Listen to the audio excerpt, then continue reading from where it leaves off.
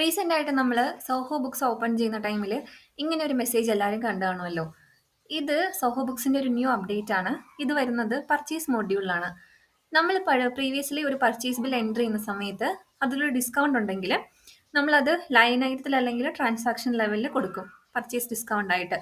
അപ്പോൾ അതിൻ്റെ entry post ആവുന്നത് പർച്ചേസ് ഡിസ്കൗണ്ട് എന്നുള്ള ലെഡ്ജറിലേക്കായിരിക്കും. പക്ഷേ കുറേ ക്ലയൻസിന് ഒരു ആവശ്യം ഉണ്ടായിരുന്നു, അത് പർച്ചേസ് ഡിസ്കൗണ്ട് എന്നുള്ള ലെഡ്ജറിലേക്ക് പോസ്റ്റ് ആവാതെ നമ്മുടെ ഇൻവെൻട്രീൻ്റെ പ്രൈസിൽ നിന്ന് തന്നെ ലെസ് ആയിട്ട് ഇൻവെൻട്രീൻ്റെ കോസ്റ്റ് ഡിസ്കൗണ്ടിനോ മൈനസ് ചെയ്തിട്ടുള്ള നെറ്റ് കോസ്റ്റ് ആയിട്ട് പ്രസന്റ് ചെയ്യണം എന്നുള്ളത്. ആ ഒരു അപ്ഡേറ്റ് ആണ് സോഹോ റീസെന്റ് ആയിട്ട് കൊണ്ടുവന്നിരിക്കുന്നത്. ഇവിടെ പറയുന്നുണ്ട് updating how inventory cost tracked and applying discounts at line item ലെവലിൽ. നമ്മൾ ഡിസ്കൗണ്ട്സ് ലൈൻ ഐറ്റം ലെവലിൽ അപ്ലൈ ചെയ്യുമ്പോഴാണ് ഈ ഒരു പുതിയ ഫീച്ചർ വരുന്നത്.